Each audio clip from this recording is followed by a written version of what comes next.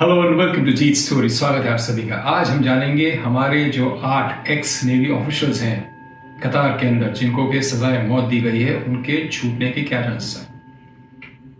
उनके छूटने के बहुत ब्राइट चांसेस हैं। मोर देन 90% चांसेस है कि वो सभी छूट के इंडिया वापस आएंगे। उसके कई एक कारण हैं। सबसे पहले हमें ये खेल समझना होगा कि ये खेल क्या है। क्या ऐसे ही रैंडमली किसी 8 इंडियन को पकड़ के उनको स्पाई बना दिया गया? कहानी क्या है? बहुत ही कॉम्प्लिकेटेड स्टोरी है ये। इसमें 5 देश इन्वॉल्व हैं। चलिए आइए शुरू करते हैं कहानी, समझते हैं कहानी। डेट्स और नाम याद रखिएगा, तब आपको पूरी कहानी ध्यान से समझ आएगी। शुरू करते हैं यूएसए से, the most powerful country in the world today. USA और कतार का एक रिलेशनशिप बहुत पुराना है। आज से करीब 20 साल पहले यूएस ने समझ लिया था कि कतार एक नेचुरल रिसोर्स का खजाना है, और आज भी कतार के पास जो सबसे बड़ा रिजर्व है नेचुरल गैस का, वो कतार के पास ही है। ये चीज यूएस ने 20 साल पहले समझ ली थी और कतार को पूरी प्रोटेक्शन देनी शुरू कर दी तब से, और एक बहुत अच्छी रिलेशनशिप बना के रखी है। इनफैक्ट मिडिल ईस्ट का सबसे बड़ा एयरफोर्स बेस अमेरिका का कतार में ही है। अब यूएस ने क्या करा कुछ साल पहले कि यूएस ने कहा कतार को कि भाई देखो, एयरफोर्स तो हम आपको दे रहे हैं, हमारी एयरफोर्स है यहाँ पे स्टेशन, लेकिन आपको अपनी नेवी तैयार कर लेनी चाहिए। एक स्ट्रॉन्ग नेवी जो कि आपके आसपास के ओशन को प्रोटेक्ट कर सके, संभाल सके, आपके ट्रेड रूट्स को। कतार को आइडिया अच्छा लगा। दिक्कत सिर्फ एक थी, कतार चाहता था कि उसके पास यूएसए के अलावा भी और सोर्सेज हों जहां से वो अपने डिफेंस इक्विपमेंट्स ले सके। तो कतार ने ढूंढने शुरू करे डिफेंस पार्टनर्स अपने दुनिया भर में, लेकिन यूएस अपनी किसी एलाई को भी साथ नहीं लेके आता था। वो चाहता था सारा डिफेंस डील, सारा कुछ कतार यूएस से ही ले। लेकिन इन्हीं दिनों चाइना और कतार की रिलेशनशिप भी डेवलप हुई। चाइना और कतार की डिफेंस की बातें होने लगी, तो चाइना ने ऑफर किया इटली को कि मैं इटली को लेके आता हूं, और अगर आपको अपनी नेवी मॉडर्नाइज करनी है तो इटली से अच्छा देश नहीं है, क्योंकि इटली की सबमरीन सिस्टम्स, इटली के जो शिपिंग सिस्टम्स हैं, डिफेंस सिस्टम्स हैं, वो सारे नंबर 1 माने जाते हैं दुनिया। तो चाइना लेके आया इटली को कतार में। कतार को ये चीज समझ आई और अच्छी लगी, और एक्चुअली इटली यूरोप का एक बहुत ही एडवांस्ड नेवल प्लेटफॉर्म बनाने वाली देश है। उसके सबमरीन, उसके जो शिपिंग सिस्टम है, डिफेंस सिस्टम्स हैं, वो बहुत आधुनिक हैं। तो इनकी बातचीत शुरू हुई। यूएसए को ये चीज बिल्कुल समझ नहीं आई, और ना ही आई इजराइल को। यूएसए को इसलिए समझ नहीं आई क्योंकि उसकी डिफेंस डील उसके हाथ से जा रही थी किसी और देश के पास, और इजराइल मिडिल ईस्ट की मुस्लिम कंट्रीज से कॉशियस रहता ही है। तो इजराइल और यूएसए ने एक करी कंपनी फ्लोट। ये कॉमन बात है, नॉर्मली इंटेलिजेंस में अगर आपके डीप एसेट्स होते हैं तो वो एक कंपनी भी चलाते हैं, जो कंपनी आपको इंफॉर्मेशन लेके देती है। तो यूएस यानी सीआईए ने और इजराइल यानी मुसाद ने एक कंपनी फ्लोट करी जिसका नाम था अल दारा, जिसको ऑफिशियली लीड कर रहे थे ओमान रॉयल एयरफोर्स के स्क्वाड्रन लीडर, जिनका नाम था खामिस अल अजमी। तो अल दारा जो कंपनी थी उसने बनाई एक रिपोर्ट, और जो सबमिट करी गई कतार के रॉयल फैमिली को। अब कतार की रॉयल फैमिली का नाम है अल थानी फैमिली। अल थानी फैमिली को रिपोर्ट समझ आई, पसंद आई। उन्होंने कहा ये तो बहुत ही ज्यादा एक क्वालिफाइड कंपनी लग रही है, इनको बुलाया जाए। तो अल थानी को मिलवाया गया अल दारा से। इन दोनों के बीच में एक कॉन्ट्रैक्ट साइन हुआ। क्या कॉन्ट्रैक्ट साइन हुआ? ये कॉन्ट्रैक्ट साइन हुआ कि ये कंपनी कोऑर्डिनेट करेगी कतार और इटली के बीच में, क्योंकि इटली को पहले ही शॉर्टलिस्ट कर दिया गया था।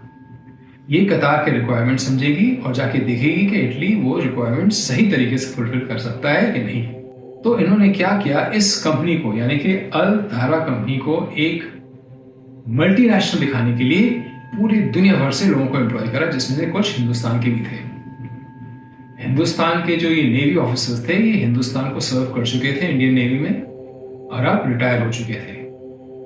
तो इन्होंने ये नया ऑप्शन देखे, बुराई भी नहीं है कोई, तो ये यहाँ गए, इन्होंने जॉब ली।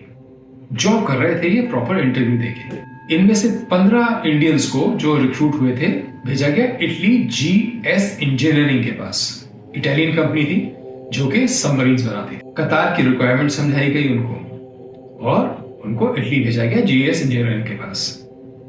अब जब ये इटली पहुंचे तो वहां इनको देखा पाकिस्तान के ISI एजेंट्स ने और पाकिस्तान नेवल ऑफिसर्स ने। इटली और पाकिस्तान का नेवी का एक्सचेंज चलता रहता है, तो ये ऑफिसर्स ISI के और नेवल ऑफिसर्स वही थे। इन्होंने इंडियंस को देखा। जैसे इन्होंने इंडियंस को देखा इन्होंने करा चाइना का फोन। बोला माई बाप यहाँ तो कतार में इंडियंस भी घुसा है। तो चाइना भागा कतार के पास और उनकी रॉयल फैमिली से जाके पूछा ये जो कंपनी है जिन्होंने इंडियंस को एम्प्लॉय करा ये कौन सी कंपनी है, क्या नाम है इसका, कुछ आपने छानबीन करी इसके बारे में? तो कतार ने छानबीन शुरू करी तो पता चला कि ये एक फ्रंट कंपनी है मोसाड की और CIA की। अब ये CIA को कुछ कर नहीं सकते थे, अमेरिकन को कुछ कर नहीं सकते थे, क्योंकि अमेरिकन इनके सबसे बड़े नेचुरल गैस के बायर्स भी हैं और इनको प्रोटेक्शन भी देते हैं। तो हत्थे पर चढ़ा इनके ये इंडियंस जो थे। लेकिन कतार ने हिटबैक कब किया? अब डेट समझिए आप, 2022 में। और 2022 में क्या हुआ था? I2U2 एग्रीमेंट था इंडिया, इजराइल, US और UAE के बीच, जिसमें कतार को पूरी तरह से साइडलाइन कर दिया गया। दूसरी तरफ पाकिस्तान वहां चल रहा था और एक सोशल मीडिया पे गेम चला रहा था कि ये इंडियन स्पाइज हैं जो कतार में पकड़े गए हैं। तीसरा एंगल था चाइना का, जो कतार और पाकिस्तान को पीछे से पुश कर रहा था, फाइनेंशियल हेल्प कर रहा था पाकिस्तान को और कतार को चाबी दे रहा था कि ये देखो ये स्पाइस है, इनको सजा दो। अब एक और एंगल आता है टर्की का। ये होता है 2023 में, जब India middle east Europe corridor announce होता है न्यू दिल्ली में G20 समिट के दौरान। ये जो कॉरिडोर है ये इंडिया, इजराइल, सऊदी अरेबिया और यूरोप ऐसे जाता है। यहां परेशान हो गया टर्की। टर्की क्यों परेशान हुआ? क्योंकि टर्की मुस्लिम वर्ल्ड का लीडर बनना चाहता है सऊदी अरेबिया को हटा के, और यहां सऊदी अरेबिया और पावरफुल होने जा रहा था, एक मेजर ट्रांजिट पॉइंट बनने वाला था। टर्की वहां परेशान था सऊदी अरेबिया से, और टर्की ये फैला रहा था दुनिया के अंदर कि इंडिया इंडियन मुस्लिम्स को परेशान कर रहा है। ये कह के टर्की ने कतार को प्रेशर में ले लिया कि तुम मुस्लिम नेशन हो, तुम्हें इसके लिए एक स्टैंड लेना पड़ेगा। तो देखिए कितने देश इन्वॉल्व हुए। शुरू हुआ कतार में, कतार से गए इटली, इटली में मिले पाकिस्तान के एजेंट्स, पाकिस्तान ने चाइना को इन्फॉर्म किया, चाइना, पाकिस्तान और टर्की का एक अलायंस बना जिन्होंने एक फॉल्स प्रोपेगेंडा शुरू किया कतार पे प्रेशर डालने के। अब समझ रहे हैं आप? और एक तरफ अलायंस है US का, इंडिया का और इजराइल का, जो चाहते हैं ये सभी 8 एक्स इंडियन नेवी ऑफिसर्स को छोड़ दिया जाए। ये तो हुआ जियोपॉलिटिकल, यानी कुछ देश चाहते हैं ना छोड़ा जाए, लेकिन कुछ बहुत ज्यादा पावरफुल देश यानी US, इंडिया और इजराइल चाहते हैं छोड़ दिया जाए। अच्छा, इजराइल और कतार की रिलेशनशिप ठीक है, बुरी नहीं है, मुस्लिम नेशन है, फिर भी कतार एक न्यूट्रल स्टेट बनाए रखता है एट ऑल टाइम्स। तो ये 3 देश चाहते हैं कि किसी भी तरह इन 8 सेलर्स को छुड़ा लिया जाए। अब दूसरा फैक्टर देखते हैं जो लीगल फैक्टर है इंडिया के पास। पहला, हायर कोर्ट में अपील करना। दूसरा, हमारे प्राइम मिनिस्टर श्री मोदी जी का अल तहानी परिवार के साथ एक बहुत क्लोज रिलेशनशिप होना। तीसरा, रॉयल पार्डन। और चौथा, 2015 में साइन किया transfer of sentence person agreement, जिसके तहत अगर कतार में किसी इंडियन को सजा दी जाती है तो उसको इंडिया ट्रांसफर कर दिया जाएगा। वैसे ही अगर कतारी को किसी इंडिया में सजा दी जाती है तो उसे कतार वापस ट्रांसफर कर दिया जाएगा। तो ये सारे लीगल ऑप्शंस हैं हमारे पास, और वो जियोपॉलिटिकल स्ट्रेंथ है हमारे पास। कोई चांस ही नहीं है कि इनको एग्जीक्यूट कर दिया जाए। मैं गारंटी लेता हूं इस चीज की। मिलते हैं जल्दी ही एक नई स्टोरी के साथ। जय हो, नमस्कार, जय हिंद।